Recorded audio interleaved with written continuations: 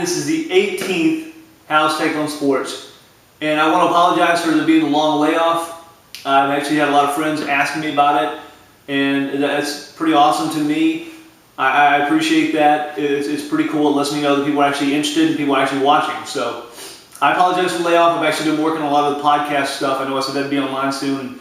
It still will be. I'm laying down a lot of audio right now just to see how it sounds.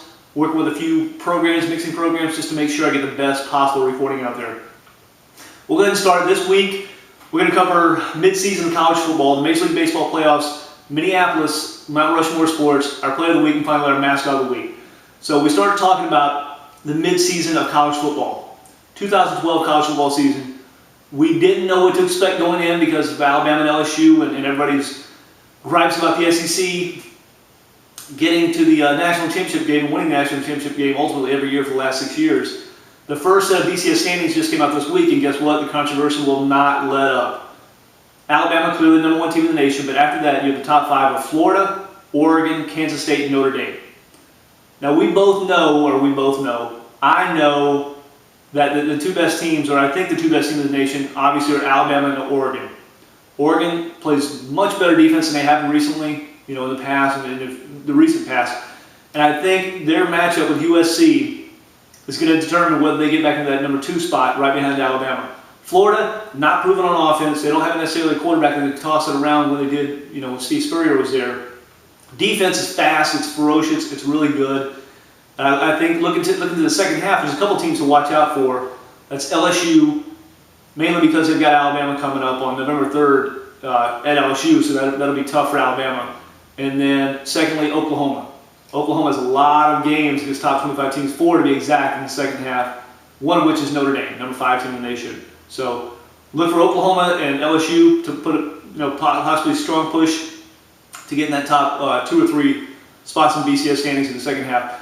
I have 2 players I want to go ahead and highlight as first half studs. Is Geno Smith, quarterback of West Virginia, 25 touchdowns, no interceptions. And he's pulled off some pretty big wins.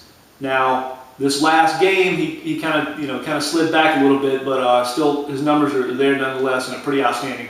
Secondly, South Carolina defensive end Jadeveon Clowney, 31 tackles, 6.5 sacks, was kind of mostly contained against LSU, but they had a double team a couple of times, occasionally a triple team. And he is the most dominant defensive player in college football, Jadeveon Clowney. Next, the Major League Baseball playoffs. You have two series going on right now, National League Championship Series and American League Championship Series. You have the Cardinals and Giants in the National League and the Tigers and Yankees in the American League. I think ultimately the Cardinals, they have too much pitching. Their bullpen's starting to really come together for the Giants, and the Giants need key hits. That's what they seem to be winning on, are these key hits from guys that you're not expecting anything from, and that may carry them. But ultimately I think the Cardinals had too much pitching and too many bats to not put themselves in the World Series. And conversely, on the other side, the Tigers had too much pitching and too many bats against the Yankees. As we've already seen, the Yankees are down 3-0 as of today. So with Justin Verlander winning Game 3, if they could throw him out there in Game 4, they would, and the series would be over. But the Yankees still have 4 games to play if they can win 3 of them. So I do see the Tigers and Cardinals obviously in the World Series. I think the Tigers ultimately will win out over the Cardinals.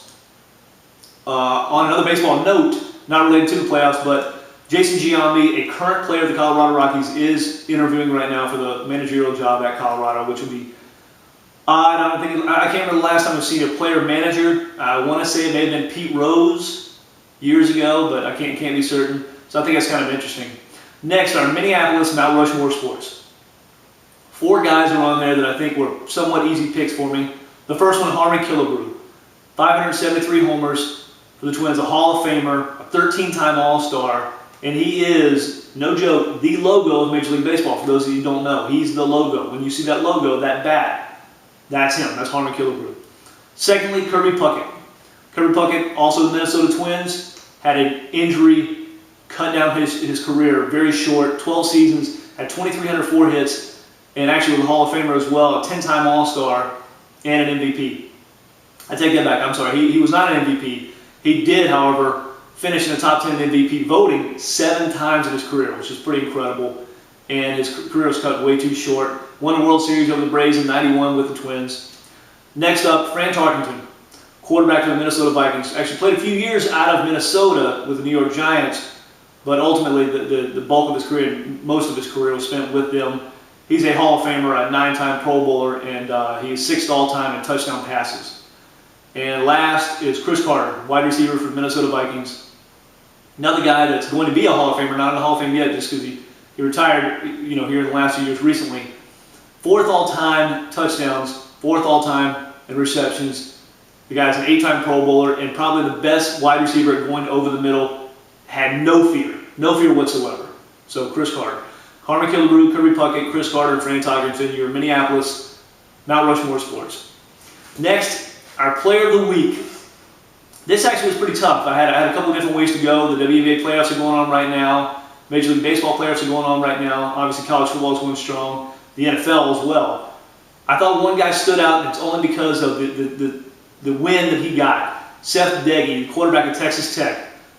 They went up against West Virginia, who was considered to be a big team buster right now, just blowing people off the blocks. Geno Smith throwing touchdowns all over the place. They went to Lubbock and played Texas Tech.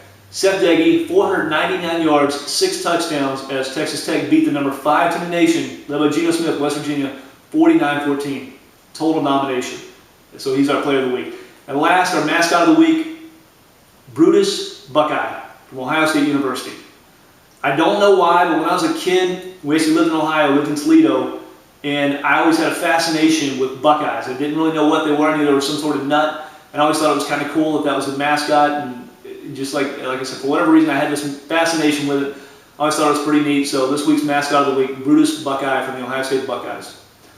Again, thank you very much for watching, and please listen when the podcast comes out. If you get a chance, if you like to, please share it. Share the YouTube show here and share the podcast when it comes online. And again, thank you very much for those friends that have encouraged me to do it. I do appreciate it, and we'll see you next time. Bye.